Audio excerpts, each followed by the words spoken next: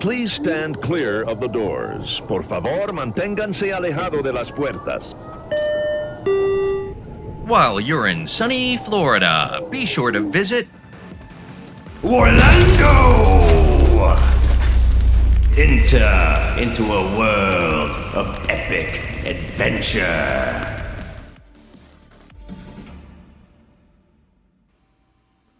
This is our 31st chapter, playing the Dungeons & Dragons adventure, Out of the Abyss.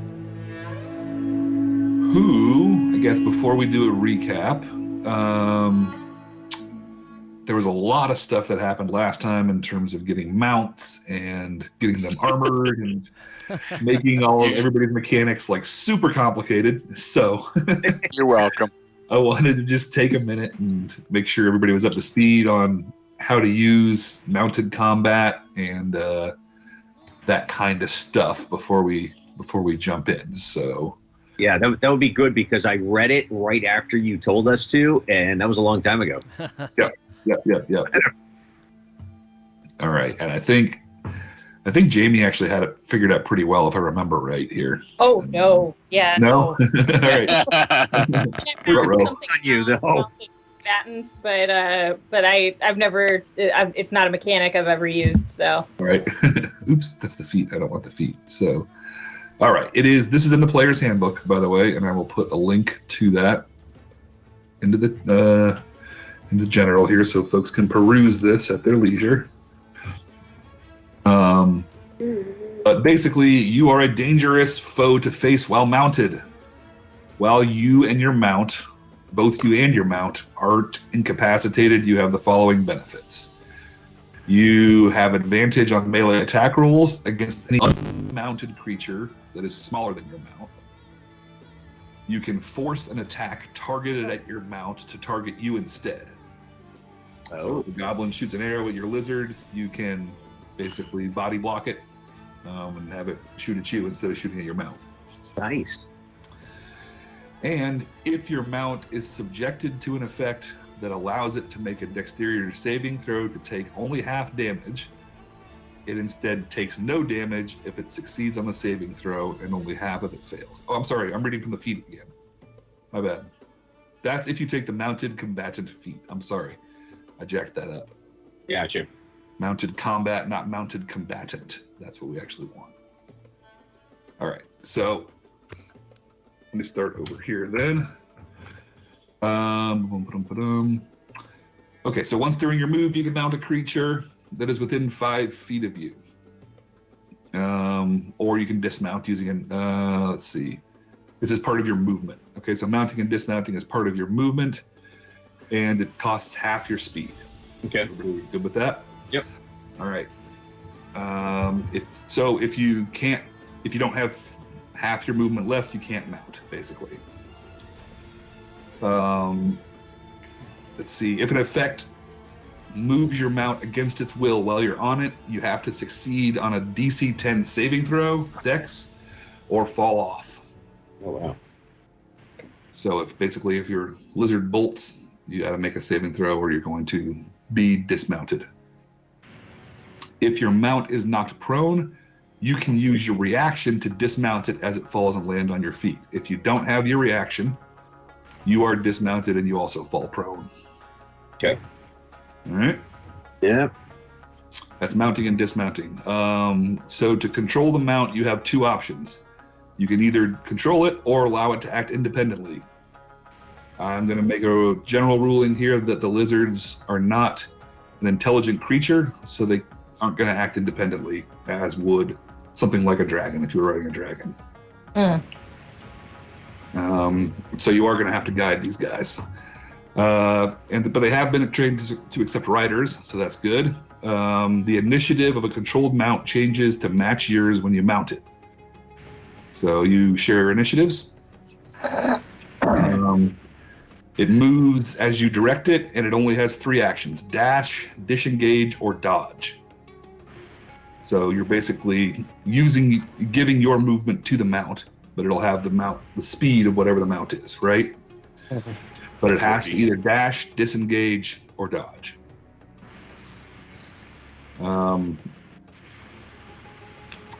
and it can move and act. So if you run over to the mount and mount it, it can still do one of those actions on your turn. Does that make sense?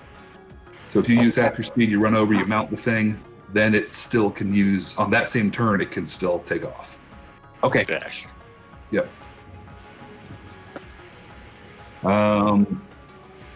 Let's see. If it becomes independent, it has its own initiative.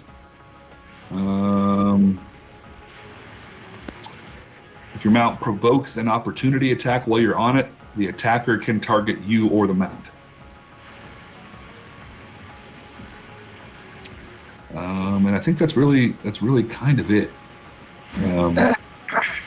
Any specific questions on things that might come up? I mean, I've never played a mounted character before and done this, so it'll be a little bit first timey for me too. But That's cool. It seems fairly straightforward, right? Yeah. Yeah. Okay. I did put the link down there, and I'll just copy and paste all this text too, just so everybody's got just the raw text.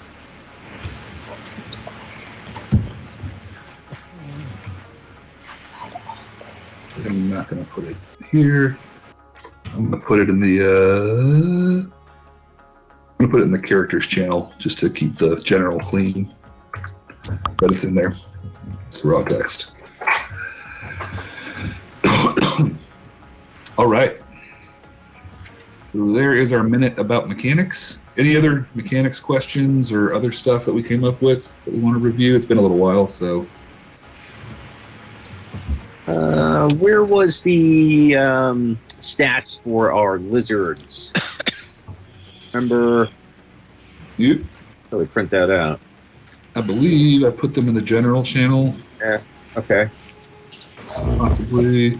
Or actually, they might be in Mornhelm's channel. Let me look. They are. But I will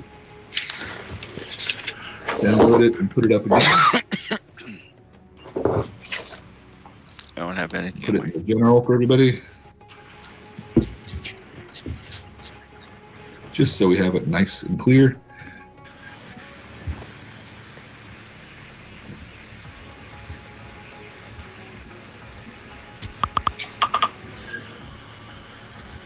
All right, so there is a new version of the Riding Lizard. There he is. Look at him.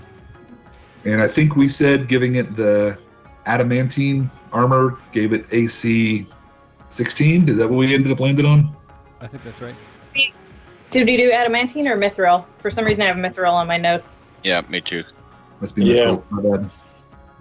Mithril lizard. Mithril lizards. Those are. Which one's better? That's the I think basically the adamantine had some benefits, but the mithril was nice because it was light and you wouldn't have to take stealth Away, penalties or something like that, if I'm remembering right. Yeah. Yep.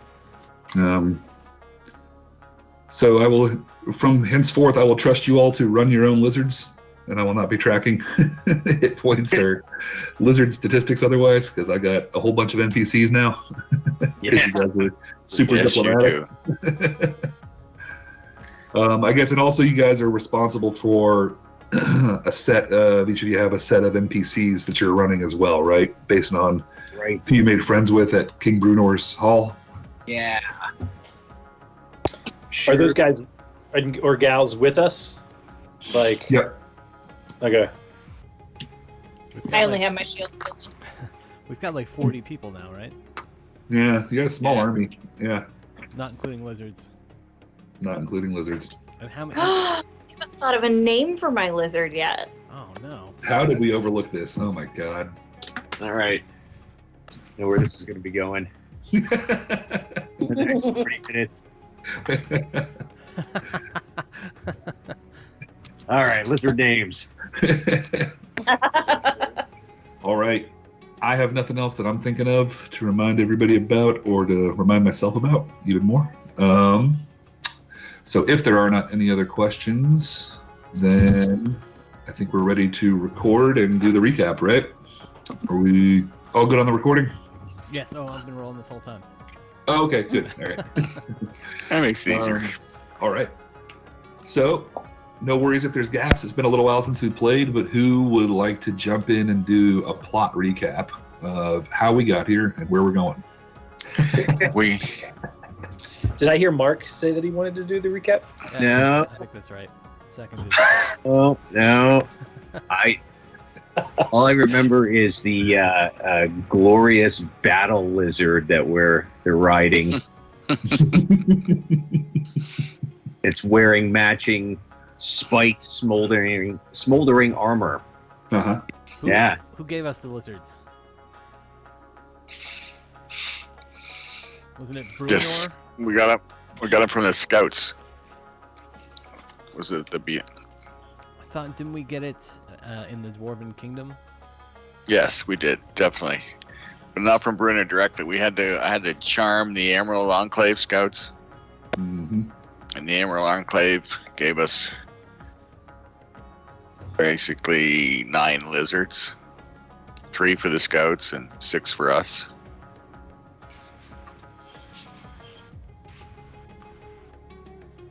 Or was it 5 for us, 3 for them, 8?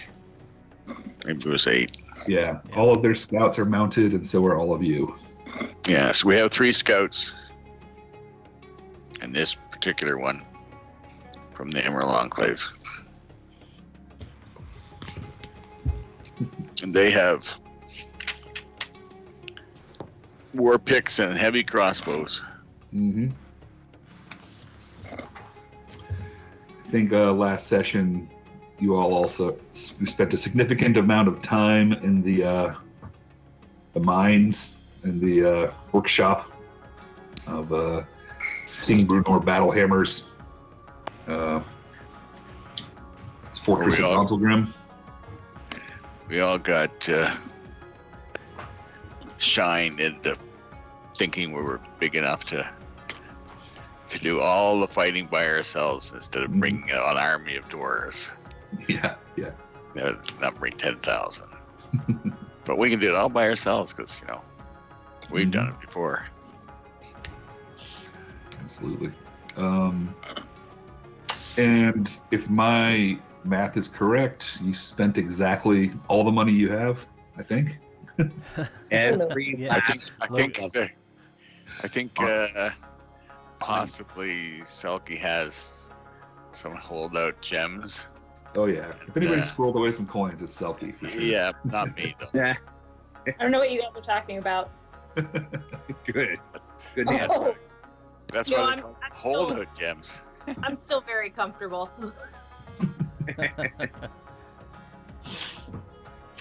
Yeah, you all might have a little bit of coinage left here, but I think the vast majority of everything that was earned in the side quest into White Plume or into Mount Waterdeep was mostly spent, right? Yeah, easy come, easy go.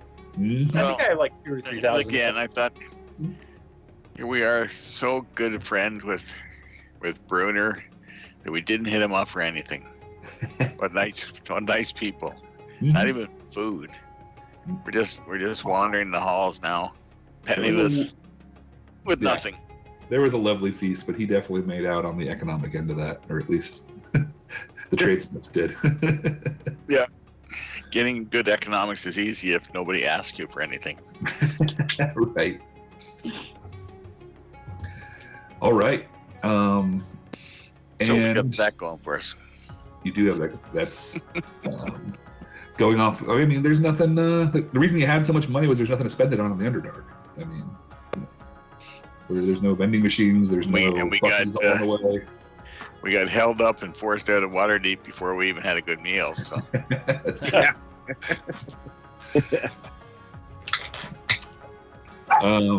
You all would also remember during the previous discussions with Bruenor that he tasked you with making contact with a drow by the name of, oh gosh, now I have to find it. I had it all pulled up and then I had to scroll, and that's death to everything. I never want to scroll. I never want to deal with the drow. He tasked you with finding a Zentrum merchant named Garzrim Dulok. And he works for the Zentrum and he's a drow? He is a human. Yeah. But he does work for the Zents, and he is a merchant of some repute. And that was for the purpose of convincing him to help you find the ancient library of Graven Hollow. He believes that there's some kind of secret buried there, and then that's more than likely the information you need to understand what in the world is going on with all these demon lords. Yeah. And he directed you to find said plot device at the trading post of Mantle Dareth, whose location you do not know, but your Zentrum companions, turns out they do. So it's a really good thing that you guys are friends with them. Yeah, this works out well. So they're Dax friends, right? Yeah. I believe the assassin's name how many? is Dabra. It's Dabra the assassin and 8 Zentrum thugs. Whoa. 9 more. 9 more mouths to feed. Yep. They're like lizard. Yeah. Time to start tracking rations again. Yeah, what do our lizards eat? What's that? What do our lizards eat? Oh, but that's a great question. I mean, you're gonna need thugs? Yeah, I mean, any raw meat thugs that can find. Let's spend the next 2 hours inventing a mechanic for lizard foraging. Yeah, let's do that. we gotta track your rations. The thugs eat lizards and lizards eat thugs. Circle of life. I like that there's like at this point we like insert a script for a side game that's just nothing but lizard supply and demand. Like, super micro. Well, they only have to eat every 2 months. Lizards, so. certain amount in a certain time per day. Otherwise, I guess they die. Well, I mean, Somebody does. Well, I mean, if I was a giant riding lizard, I would not be happy with some mushrooms. I can say that much. I'm talking like I want like flies and like fish and all kinds of good stuff, right? Yeah. I think like Komodo dragon, you know. Right. Taking down. Yeah. It's cow by itself. definitely. Yeah. It's definitely that size.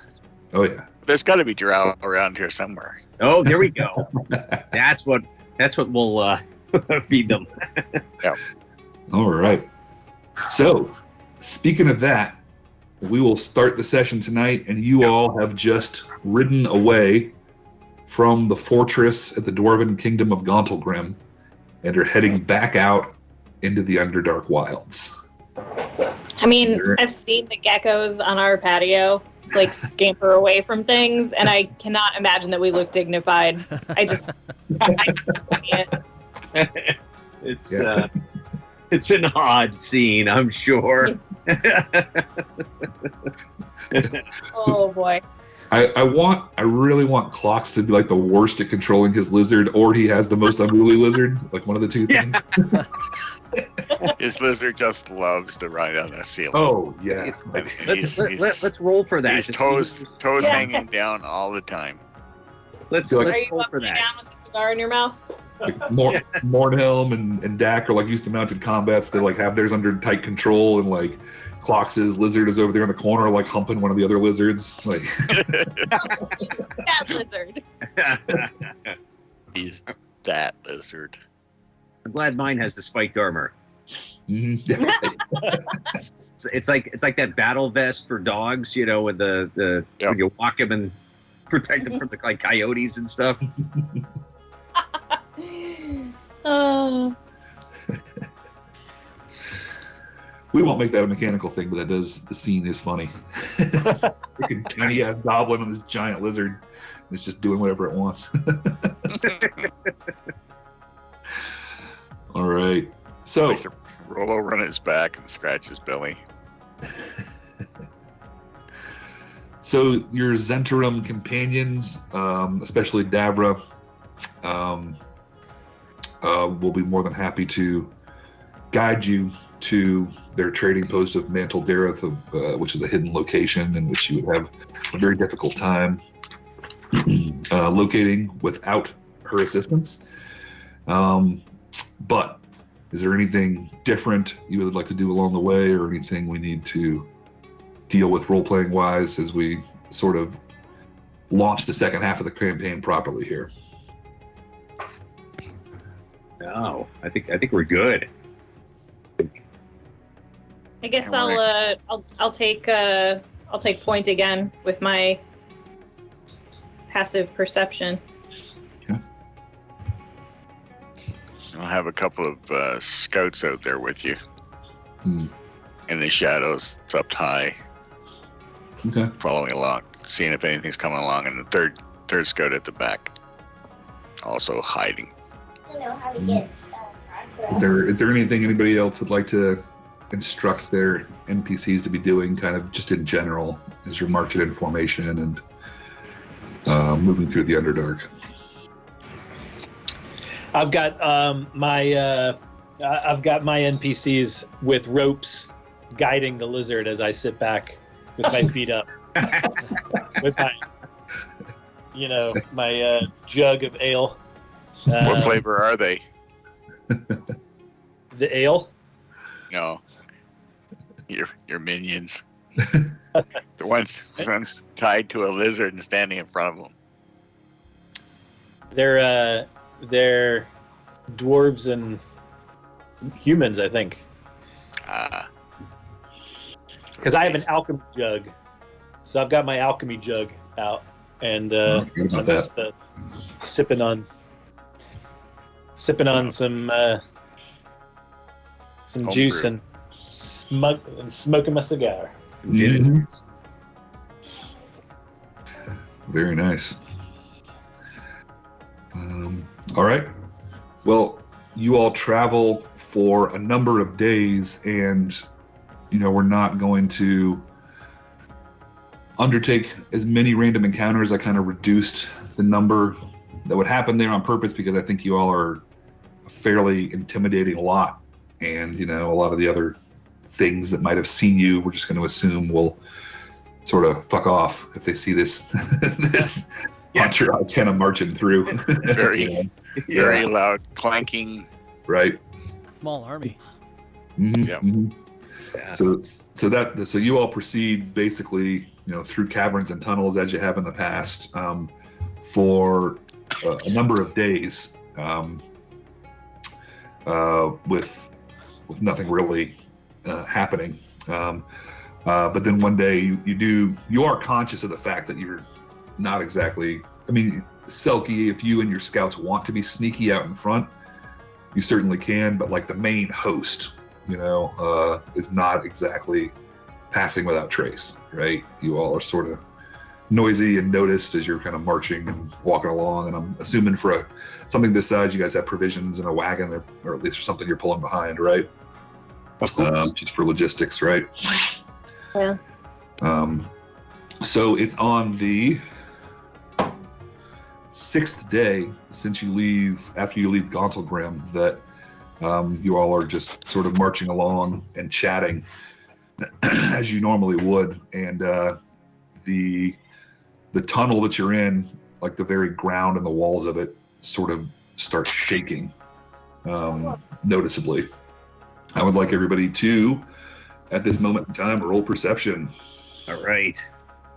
Can I make it so my lizard crawls on the ceiling the whole time that we're in there? You just do you. Okay.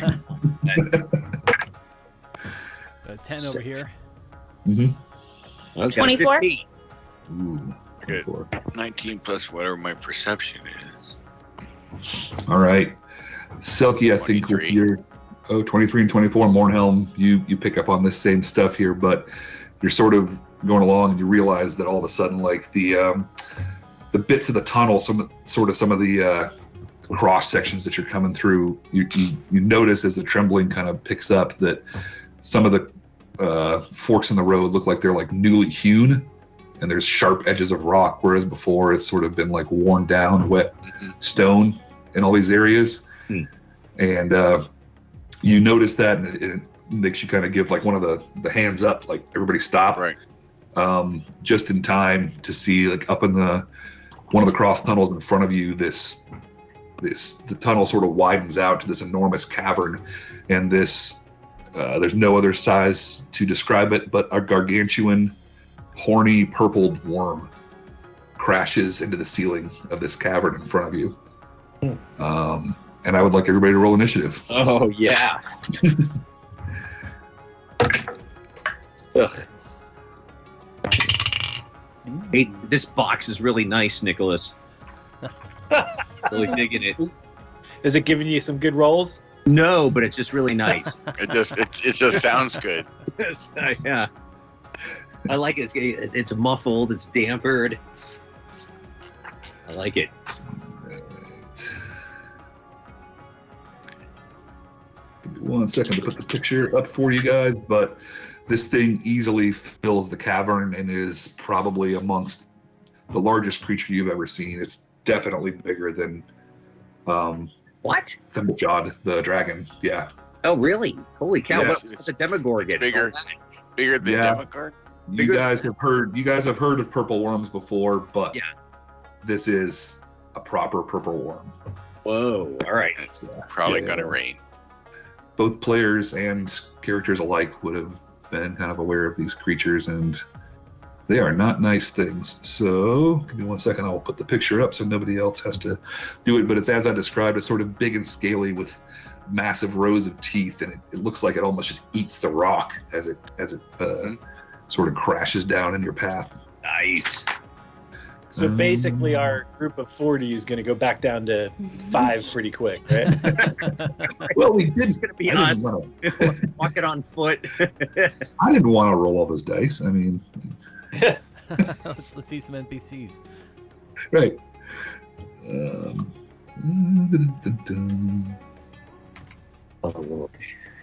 All right. So, Dune. off the table. What? Did somebody say Dune? Yeah, that's what Oh, I I've been think I thinking said- about all day. Dude. When does it come out? Oh, that would be I Friday. don't know. I keep seeing all these little ads and November 9th or November 20th. October really? 22nd, which would be this Friday. Oh wow. Not a sponsor, but What's the one in October? Nice. I almost picked up the Oh, OTP. November is the Wheel of Time, right?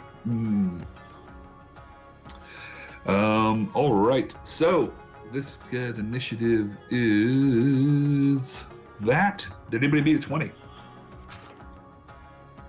Nobody's going first. Uh-oh.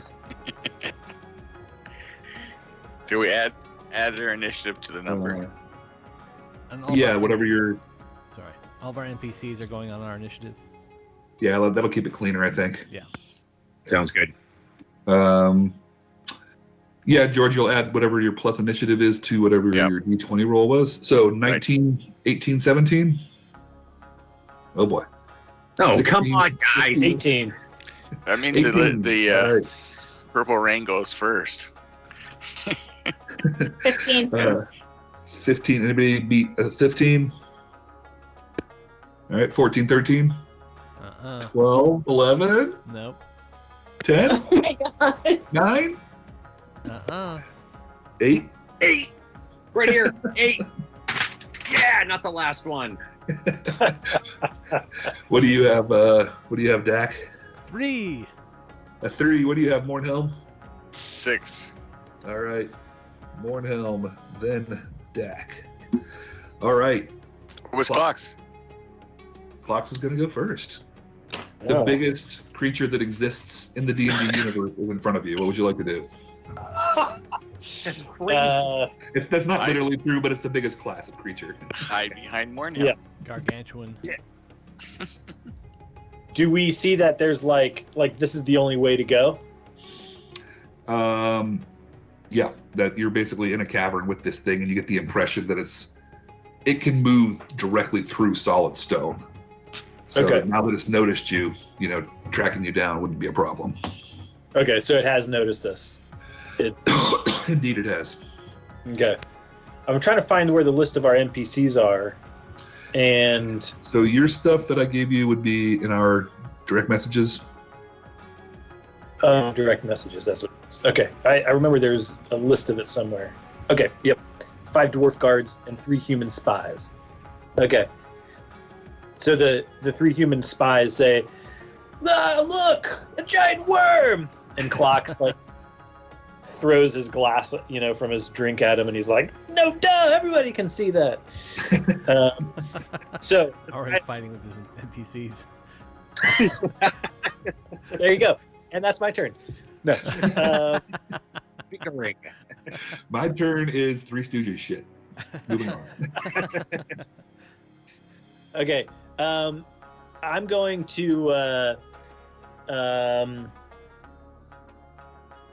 I'm going to. I guess ready, and how far away are we? You guys are about 100 feet away, but it looks much, much closer because it's so big. Okay. Okay. Yeah, I guess I'll makeshift and build my Eldritch Cannon onto my lizard. Kind of right there. Just like nice little turret gun I've got on the little back of it. I love it. Your riding lizard is fully armed and operational. And I guess I'll move into range. Which is the Eldritch Cannon is 120 feet, so I think I'm already there. Right, let me see. Yep, 120 feet. So I'll stay where I am, 100 feet away. The dwarves will kind of move up just in between, the lizard and the spies and me and the worm. Mhm. Yeah, I guess they'll go up 30 feet. They'll go up 30 feet. They'll do a full move, and then they'll wait so that if something comes at them, they'll attack it. okay, right. so sort of setting a defensive line, right? Yeah. Sort of And that's what I'll do is I won't fire the cannon yet. I'll just wait until it does something. Yeah, the dwarves look at you and then look at each other and they're like, "All right, lads, this is what we signed up for, I guess." They sort of hunker down and ready for whatever comes at you. Anything else? Nope. All right, Selkie, you got a turn. So question. Is this considered a monster or a beast? This is of the classification monstrosity. Okay, so I definitely can't use Dominate Beast. Nah. It was worth a try. Yeah. Oh, I forgot one thing. Clock's on your turn. Roll perception for me. Say, I'm sorry. Say that one more time. Roll perception. Okay. 10. Okay, nothing to notice here. Sorry, Selkie, please go ahead. So should I have rolled that, or if I have to take a test, would it be better to use my other NPCs to do the test, or no? No, this one was for you. Okay. All right, got it. Yep. It hasn't attacked yet, right? Nope, but it looks mad as hell. Okay. Maybe because you broke into it. Yeah, that's true. It's probably because we broke into its territory. I'm gonna do Chromatic Orb. I'm gonna use up one of my diamonds. Okay. I'm gonna do acid damage. All right, what is the range on Chromatic Orb? Chromatic orb is 90 feet. So you're gonna have to move up 10 feet. Okay. Yep. You'll still be behind the dwarven line that they set if you want. Yep. Okay. Sounds good. All right, and is that an attack roll or is that a saving throw? I think it's... oh god, it's been so long since we've done this. It's just a spell slot. I think I just roll. Now you know why I did a ready action, so I have a chance to figure this all out while you guys do. All I see is a spell slot. I'm Sorry. double checking for you, but I'm also not as fast as I used to be at. All right. Yeah, sorry. No, you're good. I thought I had this down. It is an attack roll, so you are going to roll your d20 and then add your modifier. All right.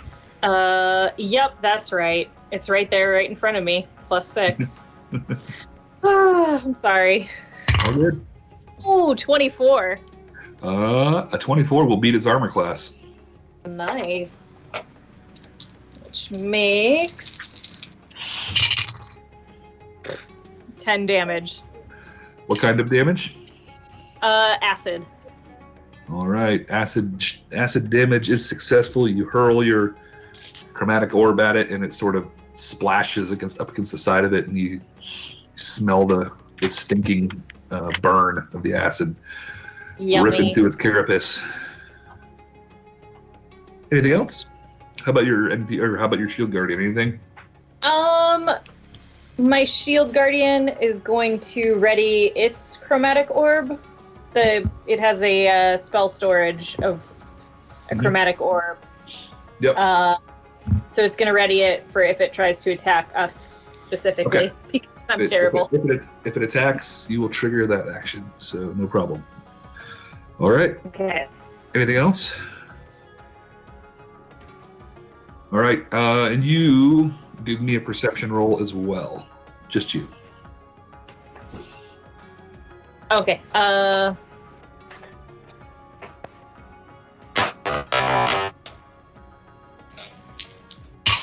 man, it went all robot voice on me. I missed what you said. Modifier 16.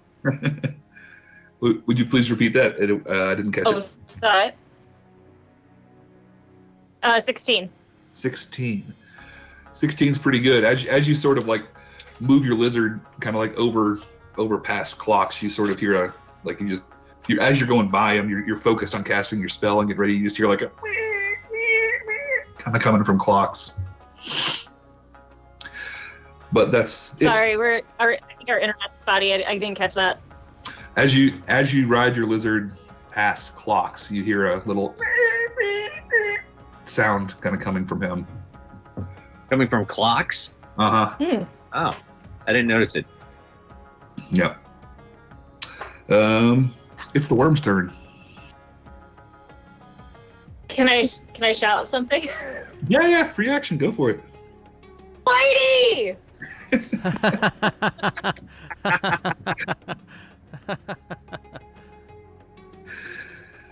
All right, the purple worm roars in terror and annoyance at the acid damage that it took and charges towards you guys, moving faster than anything that size should be able to move. It is now within 40 feet of you, Selkie, and looks like on its next turn it could easily attack that dwarven line the clock set up.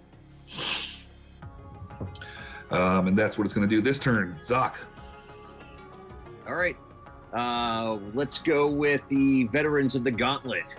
They're going to go first, and heavy crossbows raised, fire. All right, how many attacks do you have? I got, let's see, I think it's 1 attack per, so it's going to be 5 Let's attacks. do it. All right. Come on. Whammies. Oh, crap. I got 120. Yeah.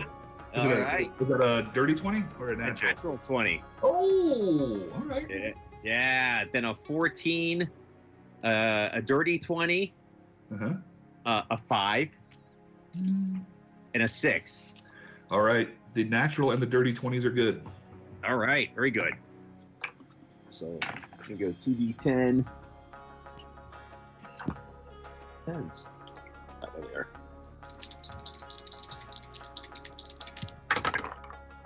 And that is going to be 11 points, piercing damage.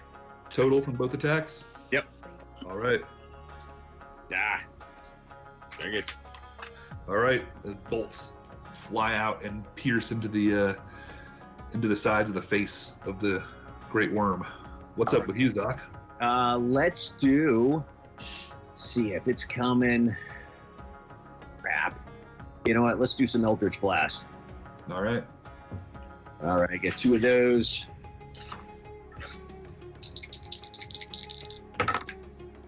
Oh, I got a 20 and a 1. All right. The 20 is good. Yeah. All right. So that's a net. Oh, for him rolling the nat 20, that should have been full damage, right? Double the dice. Double the dice. So I'll roll 1 d10 more for that for him. 7 more for him. All right. All right. So this one right here, gonna double the dice.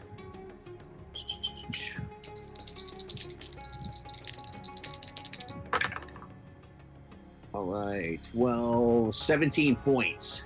All right. Your second blast takes it directly in the mouth, hits it in the roof of its mouth, and it kind of goes. That. Mm-hmm.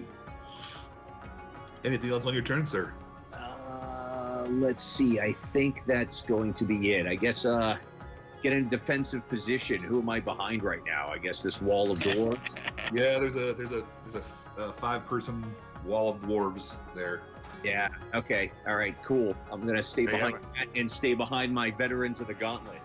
And they haven't attacked yet, right? A wall of doors. Yeah, they haven't. No, they just they stayed there. Yeah. All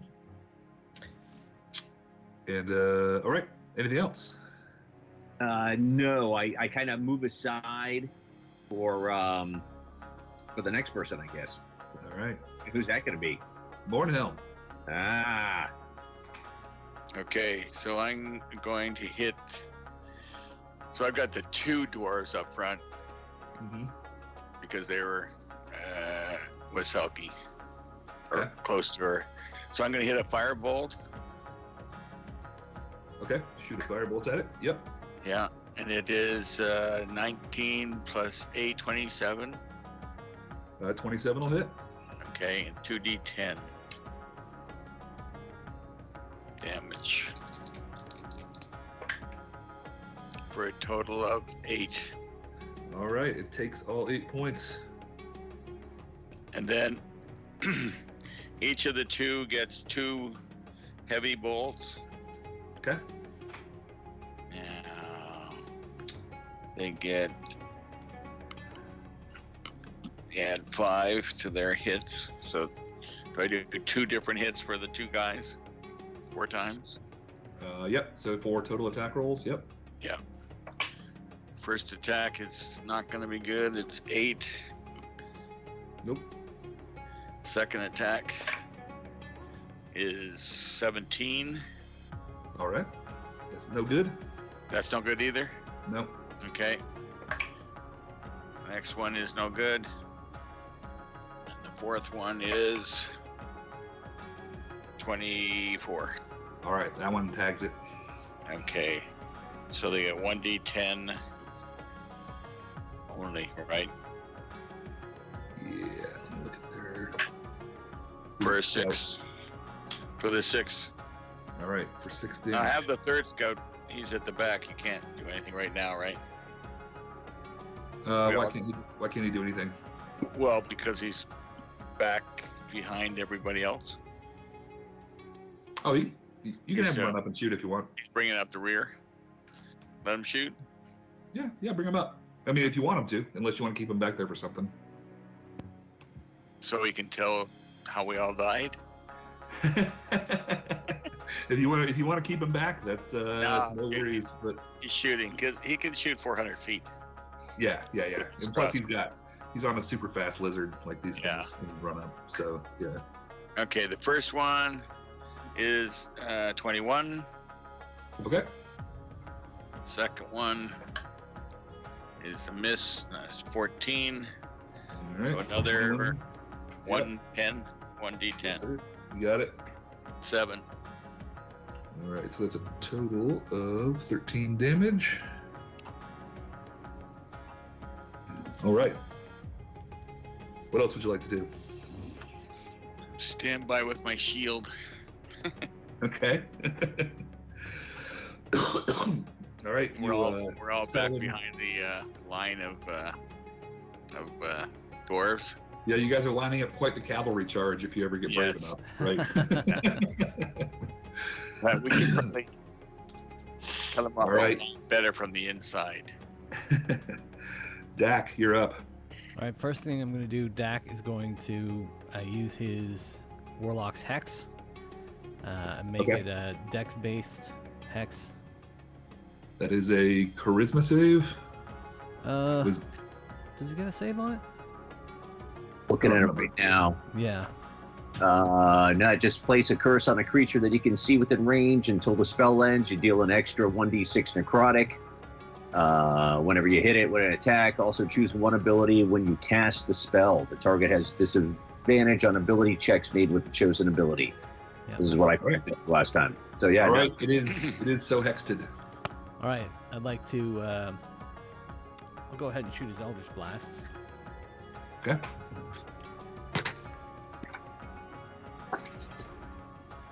And that's going to miss with a 13. All right. Then I'm going to attack with the Assassin. Okay. She has a light She's gonna- crossbow. Okay. She's going to move up to that dwarf wall too, just shoot over top of them. Got it. And she's only going to roll a 15, so that's going to miss.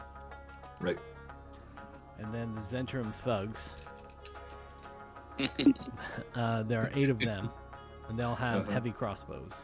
So they're going to also move nice. up with the dwarves, take their shots. And I get to use all my d20s at once. Yeah. Wow. You guys might like this. So I got 1 crit. Ooh. Does an 18 hit? An 18 is what you need. It's an 18 on the dice, so... Mhm. What do they add? So it looks like I hit with 4 of them. One of them's a crit. Okay. So I'll roll 5 d10s.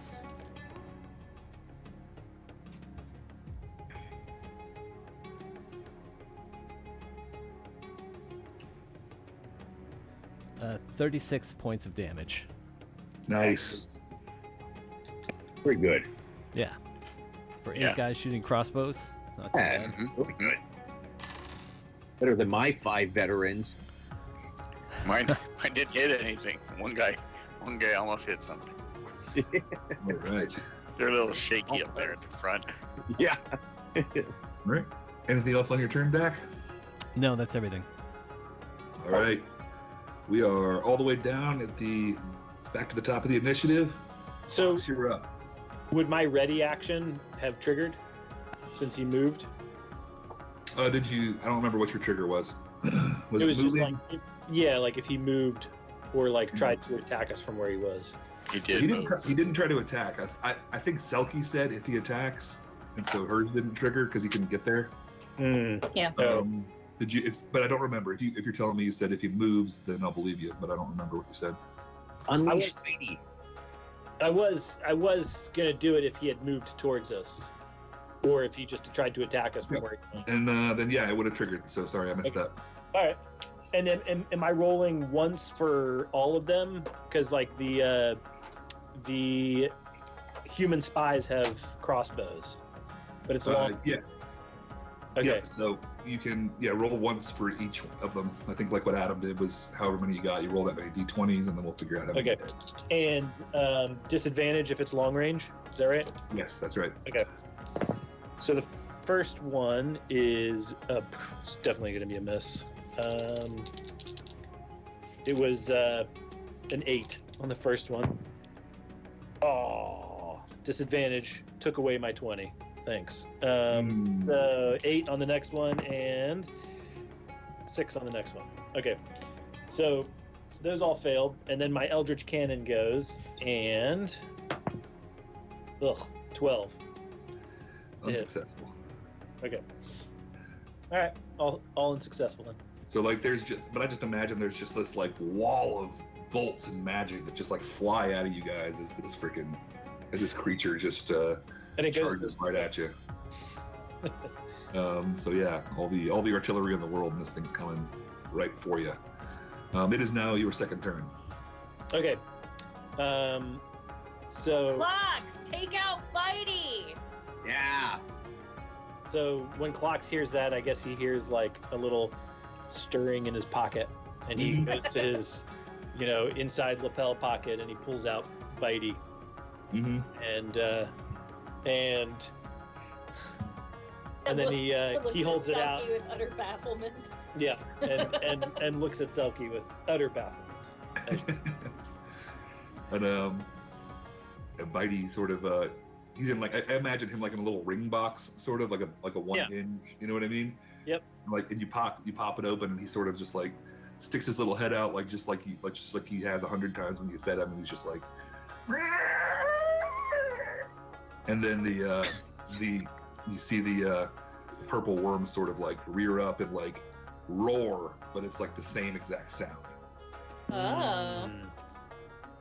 Like even though one's like teensy tiny sound, the other one's like a giant sound. It's basically the same kind of thing. So, what would you like to do? I say, Bitey, you can't beat him. We can't beat him.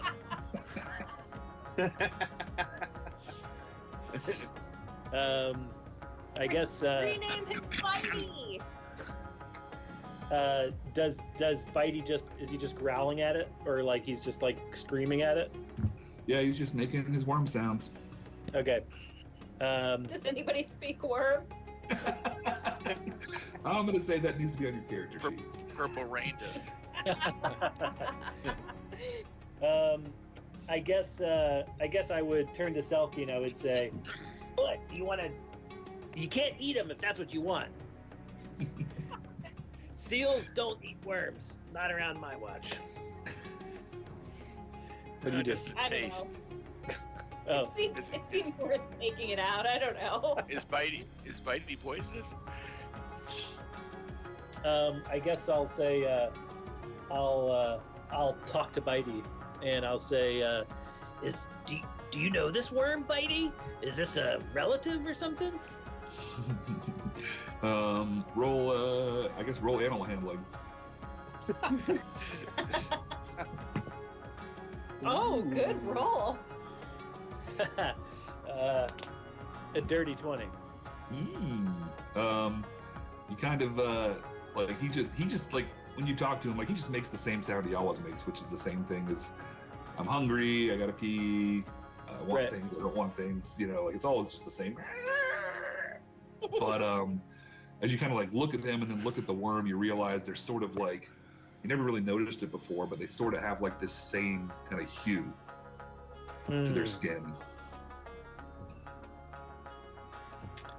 And every time he makes the sound, the big worm sort of like mimics the sound, but just huge and loud and deafening. Okay. And so I guess I'll have a little dialogue with Bitey, and I'll say, Bitey, but I found you, Bitey. You were locked and kept away in that dirty, dusty shop all those days and weeks and months ago. Mm-hmm. And do you want to go home, boy? You want to go to your home? You like that? I'll be lonely. You filled a dark, empty place in my heart, Bitey. I don't think I can part with you, but I will if I must. Selkie wipes away a tear. Is that what you want, Bitey? Do you want to go home? Bitey sort of like looks at you, and like looks at the worm, and like looks at you, and like looks in the worm, and then just starts like butt scooching up out of his box, like ever so slowly. Towards the big worm? Yeah. Okay. And I'll say, all right, Bitey, what's best for you is best for me. And I'll, as like things get slow motion around me, I'll like slap the lizard's tail, or I'll slap the lizard in the hindquarters, and I'll say, "Giddy up, Lizzie! Giddy up!" Yeah. That's it. Your lizard is named Lizzie. There you go. And I'll like Clocks like takes off his shirt and he throws it behind him as he goes, and he just kind of like puts his arms out and he just rides the lizard. Like we're doing dances with wolves. Yeah, as it takes him across the sea towards the big lizard. Yeah. You're going right up to it, right? Towards the big worm. Sorry, that's what I meant. Yeah. Yep. You ride right up to it with Bitey in your outstretched hand, I'm assuming, right? I'll take Bitey out and I'll put him up, in my hand, and I'll stand like as muscular and as like solid as I can on the back of the lizard, and almost like I'm like an epic pose as I hand this lizard up this worm up towards the big worm. All right. As you kind of get within its range, like everybody is just to your horror as Clocks sort of charges this thing. It uses its ready to action and just reaches down. His mouth is as wide as the whole cavern you're in, and just Clocks disappears with his lizard and Bitey. Oh. Oh my god. Uh-oh. I'm gonna Cut your way out, Clocks. Cut your way out. If you want to give your NPCs an instruction, Clocks, we'll allow that. I think we just lost Clocks.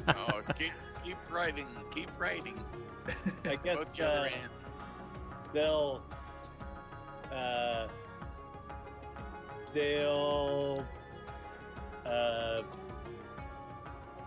I guess the dwarves will rush it. Okay. They have no loyalty to me. They just saw this half-crazed goblin just ride past them. I think they're gonna like I don't know, I'm gonna roll for it. We'll see. Yeah, the dwarves turn and run. Oh, they're dwarves. They never retreat. They failed their loyalty test, right? They did. All right. Yeah, they see that like it's just one swallow, and Clocks is gone, and the front line of the dwarves is just like, we didn't sign up for this, and they start turning back the way you guys came, like they're as fast as their little dwarflings can take them. Selkie, you're up.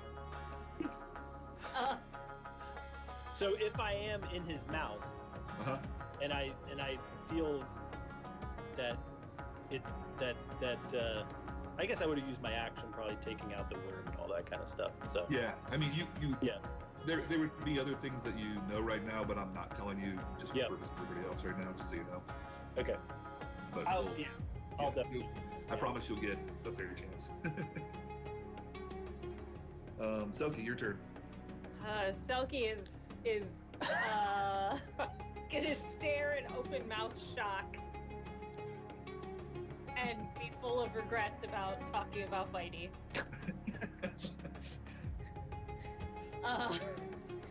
And then she will aim a ray of frost at the worm's mouth. All right. That is an attack roll, or I think it is, right? It's an attack roll, yeah. 16. No good. It's going to create a few little snowflakes in her hand and sputter out. They're lovely. Yeah. All right. Very also-like. Anything for your shield guardian? Still readying that chromatic or in case the worm turns its attention to us. All right. But it will be as near to me as possible. All right. It is the worm's turn. Oh no. It sort of throws its head back and then like comes up out of the rock and then smashes down with dust and rocks flying all about you guys, and then it sort of cracks its mouth open, and you see like Clocks is just kind of like laying there unconscious in its open mouth, and then Bitey sort of just like butt scoots a little bit farther like out, and he's like standing on top of Clocks' unconscious body, and he's just and he crawls down and gets sort of right near the corner of the big worm's mouth, and then together they just sort of go back and forth, and the one screams the song and the other one just quietly, does its tiny little thing, and you guys are like, this is the tiniest little worm and the giantest worm you ever saw, both sort of back and forth in harmony. And then the big worm just, there's no way to describe it except for just like vomits up Clock in a ball of just bile. Oh. It just barfs his body out onto the floor there. Did Fox lose Lizzie though? No, the lizard's there too. Sorry. Okay. And it looks like they're just that's their turn. Oh. Zoc. Oh Lord! What the hell? What's going on here? Oh my god. Oh man. Get the mariachi band out. Put them to sleep. Yeah. Lord, I think. Let's see. How the hell can we get Clocks out of there? But it seems just. He has spitball out on the rocks now. They just seem to be sort of in tandem, focused on each other. Right. And do I notice? Any damage whatsoever to Clocks, or he'll be. Yeah, he took a little bit of damage, but he'll be all right. Okay, all right, gotcha. Let's see. Get the hell out of there. Because I kind of want to leave this thing alone now. Can everybody just start creeping back? Or around. Or around, or anything. Is there a way to get around this thing right now?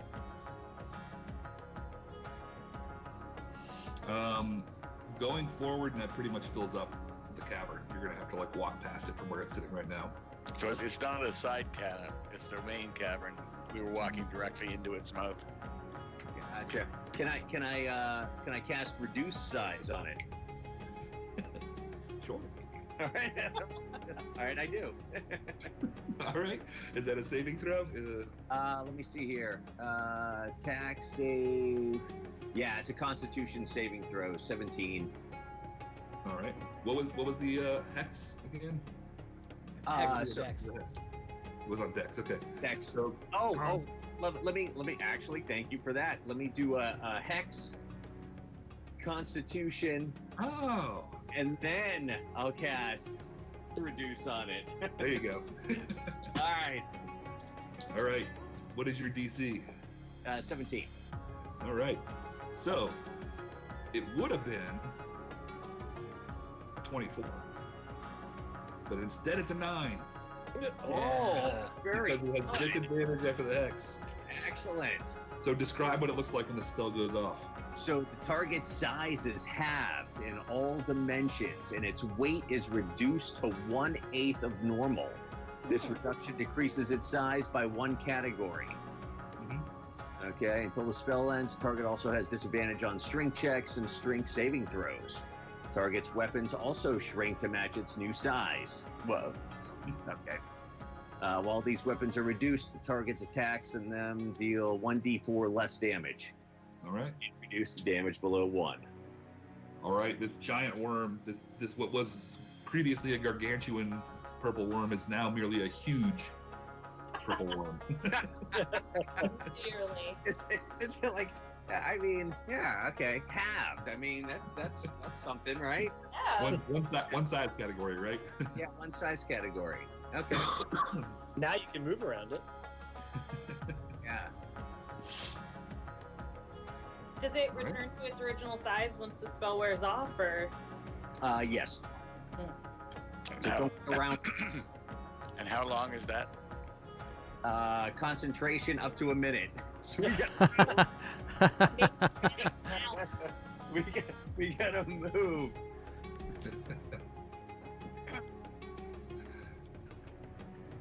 I wish I had So I I wish I had had to taken move that up. sword. Yeah, I had to move up 10 feet to cast that because the range was 30 feet. And I think you said it was 40 feet away at that time. So, Yep. yeah. No problem. Okay. So, yeah, prepped up, cast that.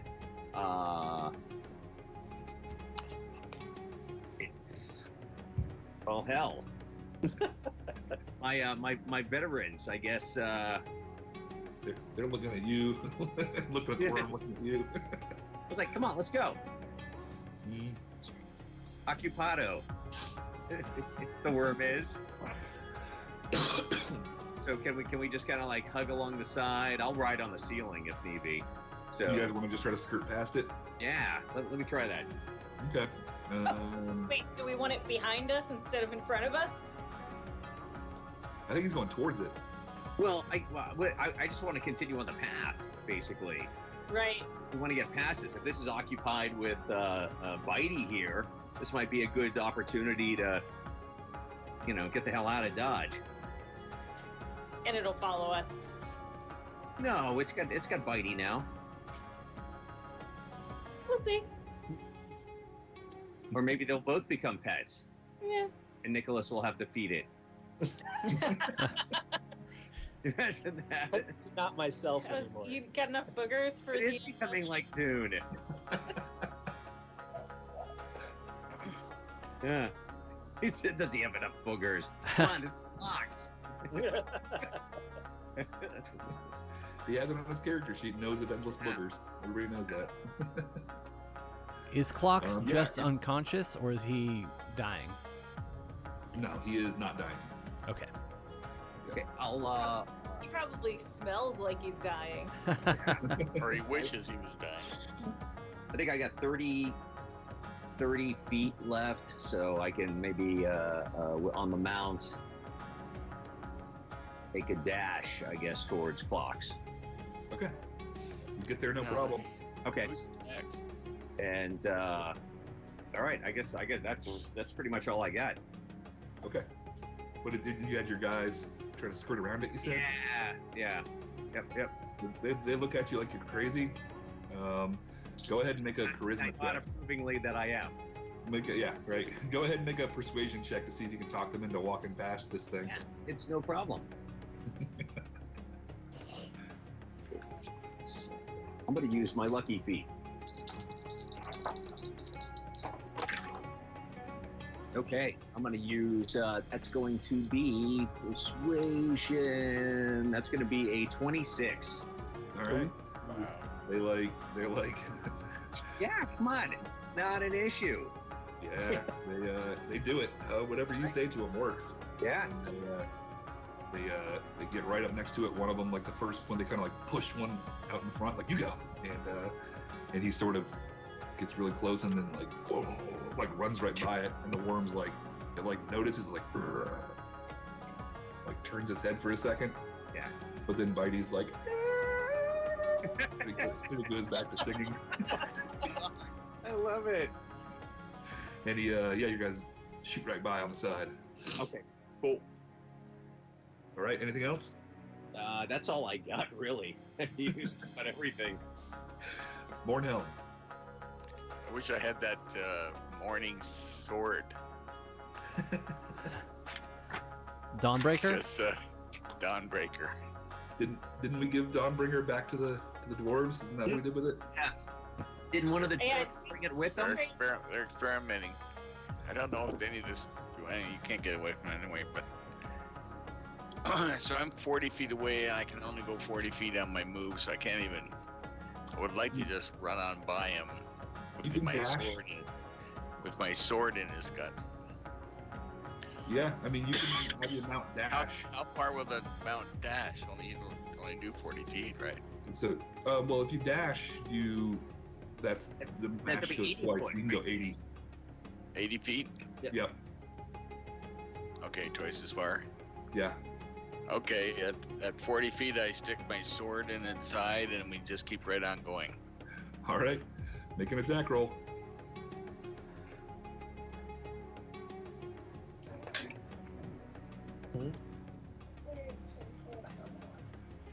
So what is the attack? Could be my sword?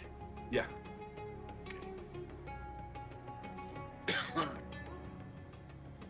Sword. That's 19. 19 hits.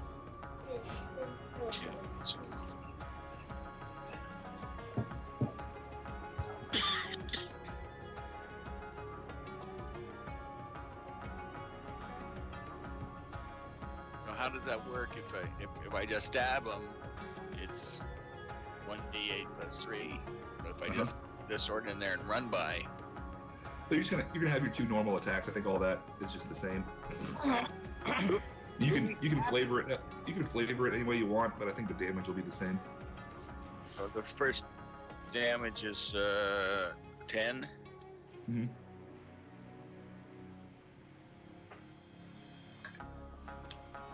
Twelve and 7, 19. The second. All right, that's another hit. And 4. And 4 damage on the second one. Yeah.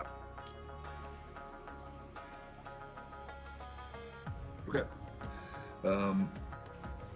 Yeah, you hit it twice and slice it right down its side as you excuse me, as you go by, and it sort of roars in pain at you as you got by on its side now. Anything else on your turn? Well, all the other dwarves are like a 3 dwarves with their crossbows. First hit is 19. Where's my paper? 24. Okay, 24 hits. Second hit is 13 plus that is 18. 18 hits. That's 2 hits for that guy. Second guy misses. Okay. And misses. Third guy 11 and 5 is 16. 16 misses. And misses. So 2 hits of D10 each.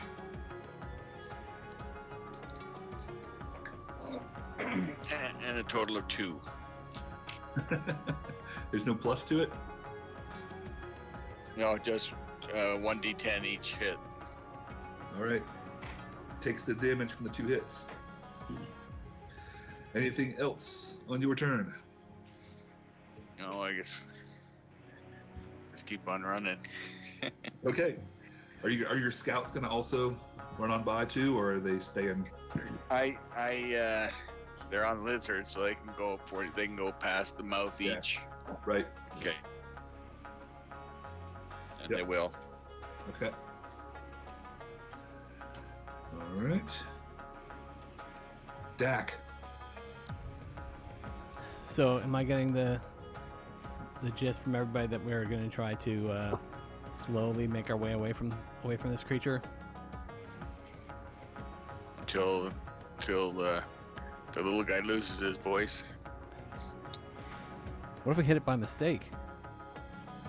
Hit Bitey. Clocks will never forgive us. Well, that's not too bad. All right, so I'll do a full move in the same direction everybody else is going. And then I will just shooting right by. Yeah, but still gonna stop and attack. Okay. So the assassin's gonna go first. So she's not gonna have a lizard. She probably won't make it by. Okay, that's fine. I'll hang back with my lizards, going the same pace as the slowest one in my group. Okay. That's gonna be a 24 to hit.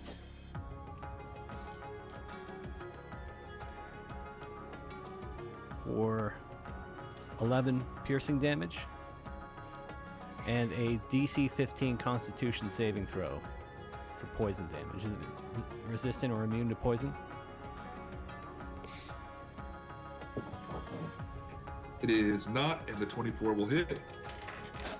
Alright, so it's So a he's- DC 15 Con save. con save.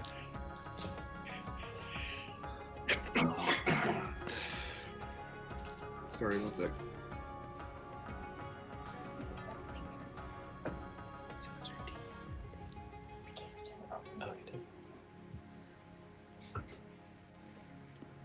She wants whatever else you need. All right, sorry about that. With disadvantage from Zox Hex, that is 18 con save. Okay, so enough. Yeah. Okay, so it was Oh. just then the 11 damage. Yeah. And actually, I think is your hex concentration? It is. Zoc? Oh, so Is his Zoc hex is your will be hex over. concentration? That's right. Yes, that's correct. Yeah. It is So because you're doing Two reduce, concentrate. Yeah, that's right. Yeah. I got 2 concentrate, so that's not. yeah, so it wouldn't have been disadvantage, but that's fine. It didn't make it anyway. So, but just so you know, that one's Yeah. gone now. I'm sorry about the coughing. All right. But 8 so it's Zentrum. 24 to hit. Go ahead. Oh yeah, 8 Zentrum. It was still did the 11 damage. Yeah. Okay. Got it. 8 Zentrum attacks.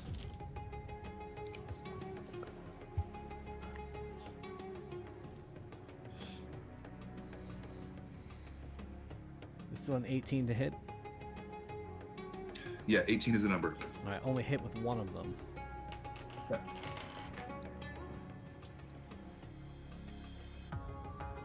Ten damage. All right. Now, Yep. now I'll go with Dak.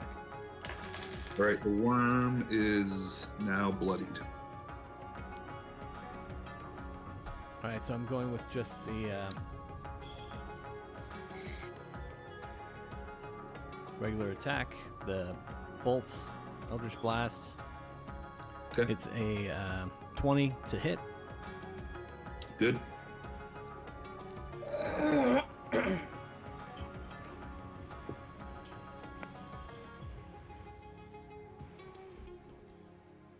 $16 damage. All right.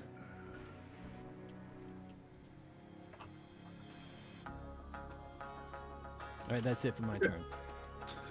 All right. We are back up to the top. Clocks, it is your turn. You sort of like you just sort of spit up a bunch of worm bile, and then feel free to stand up and get back up on your mount, but you're sort of right in front of this thing. Bitey's there singing to it. It looks like the worm is enraged again, and you're kind of right in front of it. Great. So, to me, I didn't see any of that. All I know is it tried to eat me, and now it's smaller, but still in front of me, Yep. and it has bite. And Bitey's just sort of there hanging out right by the front of it. Yep. So I guess do I look to see if Bitey is Bitey distressed or is Bitey happy? Roll insight with advantage, because you've been hanging out with Bitey quite a bit.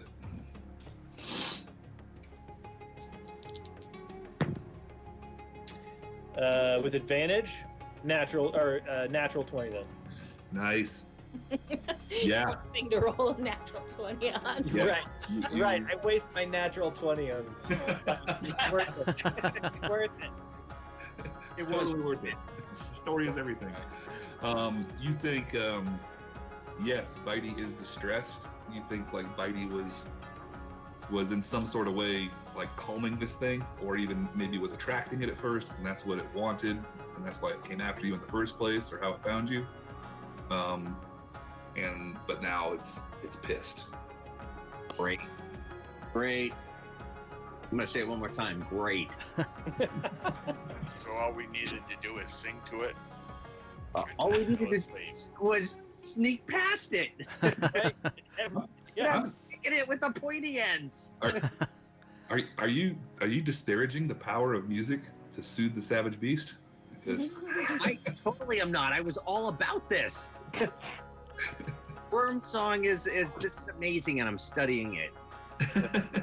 yeah, So I guess I get a sense that Bitey wanted to be with it still. Or still least- wants to be with it. at least he wanted to at least go to it and do whatever they were doing together, commune or communicate or vibe or whatever, right? Yeah. Because he just gets your boogers clocks. You know, there's no soul bonding really. Yeah, so I guess, in my sort of daze or stupor as I get back up, having swallowed or inhaled bile and now coughing it back up, Oh God. You're whatever state that puts a person or a All goblin your in, orifice. I'll kind of take a kind of like assess where I am and where everybody else is, and it looks like people are passing it, but also attacking it. Dwarves were running away. It's bedlam. Yeah, It is, and I feel like I have this sort of like shell shock feeling, where like I can't really hear anything, and what I'm seeing I don't really believe or You understand. can't tell if it's tinnitus or if it's worm singing. You're right. I picture that scene in Saving Private Ryan. Yeah. Actually, just like, yeah. And I think all of that is true, but also like let's not forget that like clocks like thrives on chaos. This is So like true. you might also be like relatively excited about this. Yeah, I kind of picture like Boondock Saints, where I'm just like the guy's just sitting there. It was like it was a fire.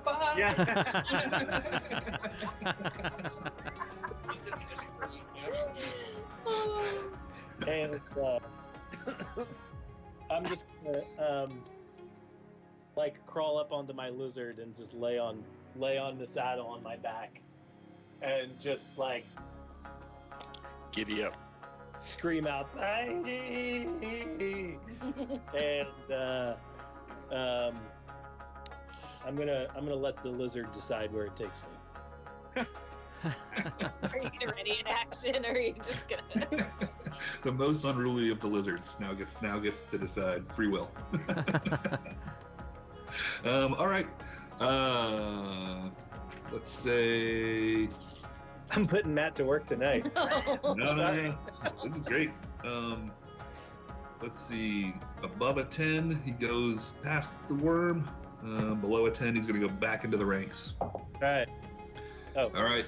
You sort of flop back, and it's the lizard's like completely freaked out right now. It doesn't know any of this backstory. It has no idea the significance of Bitey. It's very disorienting for a lizard, and it just picks a direction and it bolts past the worm, like behind Mornhelm as he gallops by.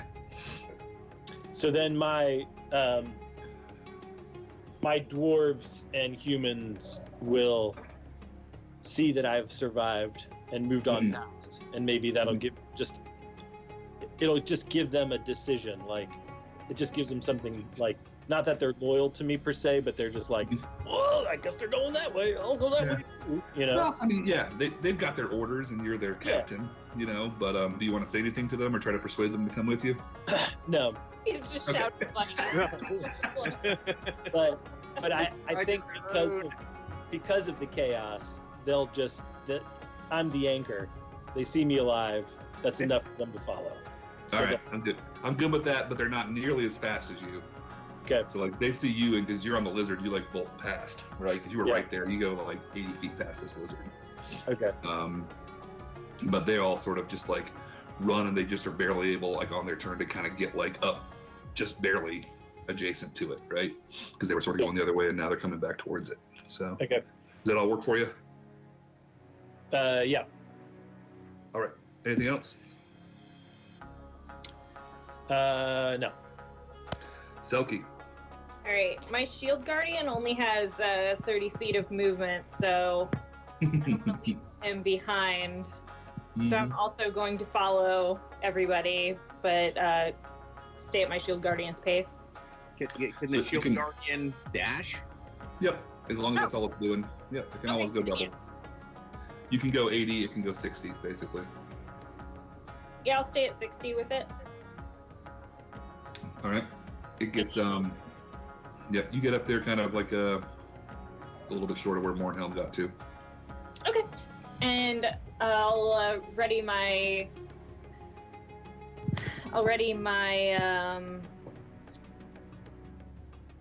my 2-weapon attack if it seems like it's gonna follow an attack. All right. If you are good, it's the worm's turn. I guess I'm good. All right. Bitey as I go past too, since it's our new rally cry. You yell bitey. All right. So actually, that's all you've said for the last That's true. 20 seconds. Selkie's just been yelling "Bitey." Bitey. So it's my fault it's our new rallying cry. Lots of different sort of ways that you're saying it. It's You were true. saying it in alarm, then you were saying it in horror. Now you're saying it as Bitey. All right. This thing is pissed from that round of damage that it took, Oh, goody. and it's going to go after the melee damage because that's what it can respond to. So it is going to take a bite at you, Mornhelm, because it can move 50 feet, so it can catch up with you. Backwards? Actually, the first thing it's going to do is, it can. It'll turn around and take its 2 attacks. The first one, you're sort of keeping an eye on its mouth, but you didn't realize it has this evil-looking tail stinger, and it swipes at you with a natural 1. Yeah. Tail stinger. And then as you're looking at that, you realize it's coming around to try to bite you with its mouth now. What's your AC? 19. Then it will also miss with its mouth. A one and a 4 on those rolls, guys. Thank you, sir. And that is the worm's turn. Zoc, you're up. All right, I want to study this worm song. Do Okay. I get it? Can I? Yeah, sure. Roll performance. All right.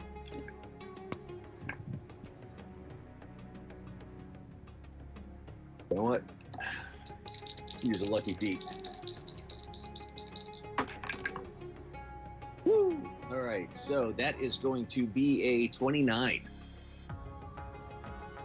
Yeah, you think you've got the chord structure down, and you could probably play it on a couple of different instruments at this point. Yeah, I would. All right, very good. I mean, it needs a lot of synth, you know what I mean, to get it right. But But actually, for right now, what if I do cast thaumaturgy and replicate this song? Okay. Because create an instantaneous sound that originates from a point of your choice within range, such as the rumble of thunder, the cry of a raven, or ominous whispers. So I don't know if I could maybe replicate a part of the song. Yeah. Right in the front of the worm. I just wanted to calm the worm with the song. all in the same. You can do it all within that same check. So Okay. all good. It's successful, and it's like there was like the tiny bitey sound, like, and then there was like the roar, like the roaring and the tiny like next to each other. But the way it comes off is like it sounds almost like all of a sudden bitey is as loud as the now huge worm. Yeah. And it's sort of just, and you see it like it tries to bite at Mornhelm, and then like it hears this sound come from Bitey, and it's just like, its head kind of like goes off back in that direction as you perfectly replicate the worm song. Excellent. All right, very good. So, and that lasts for a minute, no concentration, it just does. Have the sound just going on. Okay. Yeah, and the point of origination is right on its forehead. So basically, it just hears it. Beautiful. Anything else? Move past the worm. All right, all your people moving with you? Yeah, I believe they already did. I had actually gone up to try to help Clocks, but then he scampered off. All right. And I was left in front of the worm. So I'll dash. All right. You're good. You are out of there. Mornhelm, you're up. It looks like the worm is now distracted again. Okay, so I'm gonna have the 4 lizards bite, and it's a 2d8 plus 2 piercing damage, and it's plus 4 on the hits. So you're gonna not have the lizards run past it. You're gonna have the lizards run up to it, and instead of having them dash. Well, they're all right at him already. Right, that's true. Yeah, because it came back around. Yeah, it came back and attacked me. So. Okay. So I have 4 lizards attack, and the all attack, and the 3 dwarves can all attack. Right.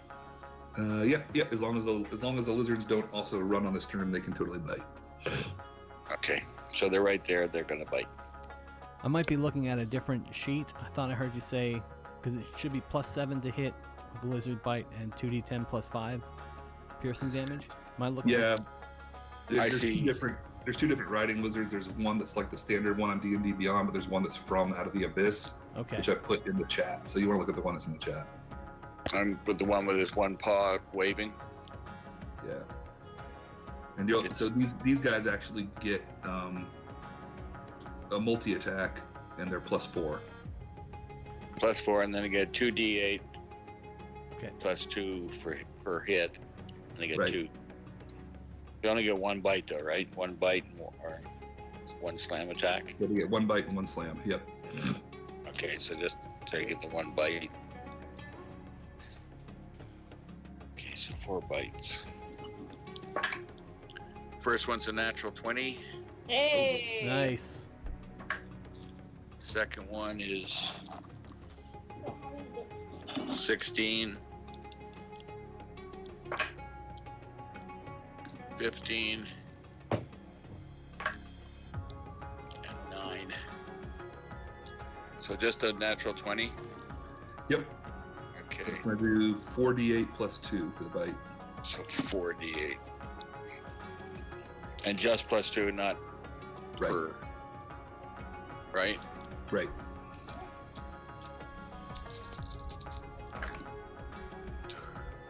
Seven, 8, 11, 15. All right. 15 damage it is. Now,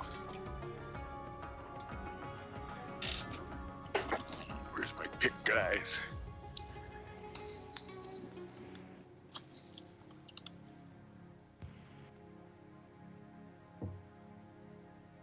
Okay, so each pick is +4, and they get.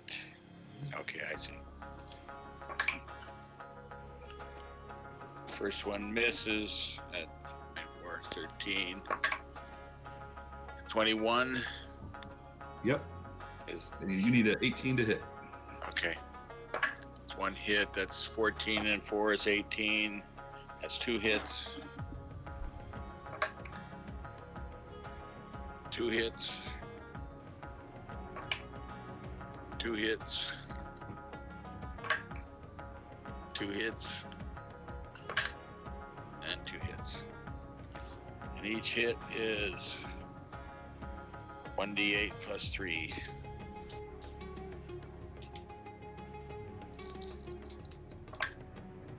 For a total of 9. All right. 9 points it is. And now I got 2 hits. Yep. 2 stabs with my sword. Right? Yep. I don't think hitting them with my mace is going to be more damage. Bludgeoning. Yeah, you haven't seen. It doesn't seem to have any resistances that you've noticed so far. Okay.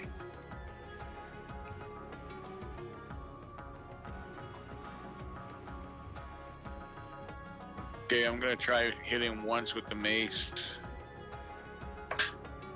And he misses. Okay.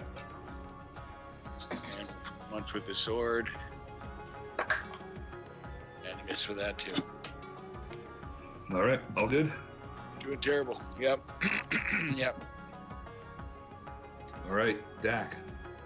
I forgot last time with the poison from the assassin, it was half on a successful save. So that's okay. 9 points left over Right. from that. Got it. All right, the assassin's going to attack again with her light crossbow. And that's going to be a 21 to hit. Yep. 9 damage. 9 damage from that. And then the poison saving throw. Constitution 15 save. Makes the save. Alright, roll some dice.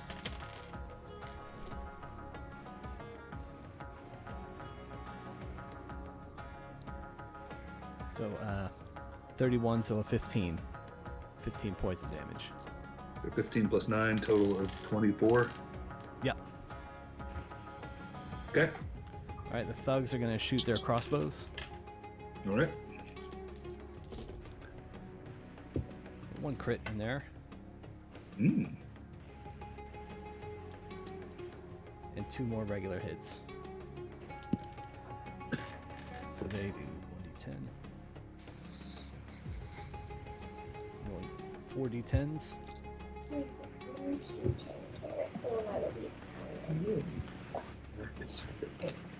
So 16 damage from the crossbows.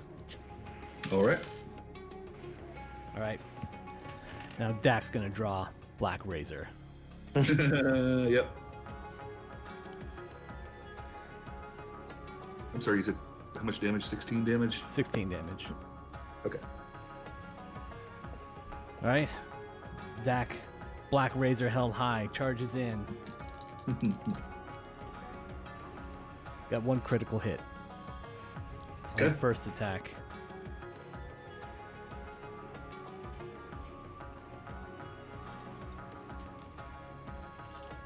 And the hex damage.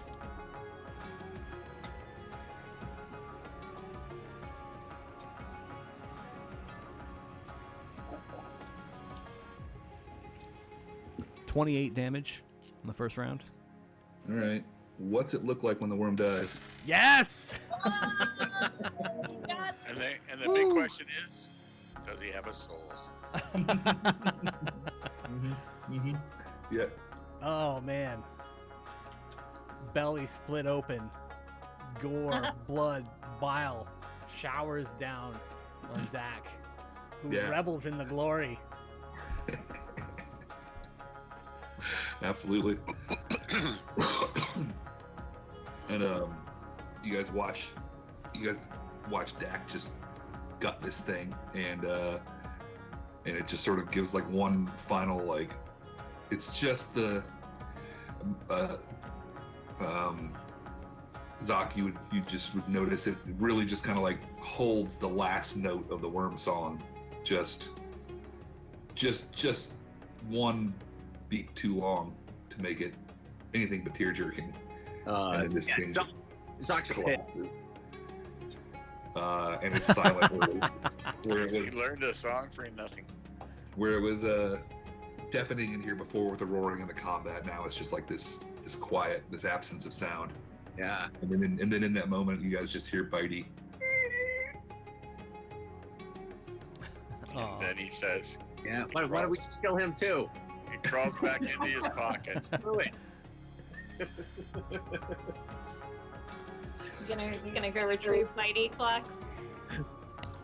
Now, Google. Do purple worms have souls? I guess Clock will hear the final swan song of the worm. Mm-hmm. The And most important part is, are they better fried or boiled? Yeah, we were wondering what lizards eat. Mm-hmm. Now we're gonna find out. Oh yeah, I mean there's like all kinds of stuff like spills out. It's like it's like when they gut the wrong shark in Jaws. They're like pulling out like license plates, tires. half melted rock. Mm-hmm. so I guess Clocks will return in his stupor as he's taken the reins of the lizard and wandered back towards the group, and he'll seek out Bitey Mm-hmm. and claim up Bitey once again. Mm-hmm. Mm-hmm. And he'll say, I don't understand either, Bitey. I don't understand. And you'll see like this little tear start to come from Clocks' eyes, but then you'll go, and it'll just suck the tear right back up. He'll close Bitey and put him back in his lapel. Yeah, but he just gives one last sad cry as you like close the box and put it back in your pocket. But before he does that, I cast Thaumaturgy again, and I cast the Worm Song, and I place it in the box with Bitey, but it really low, just so Bitey can hear. It's like a little music box in there with the Worm Song. Yeah. Nice. I'll just keep, as we're traveling, I'll just keep casting it. Yep. Aww. All right. You all have successfully dispatched the purple worm. And the first thing that popped up when I Googled, do purple worms have souls, was somebody that said purple worms are basically D&D royalty. So I'm taking that loosely to interpret that they do have souls. Oh, Black Razor claims another soul. Yep.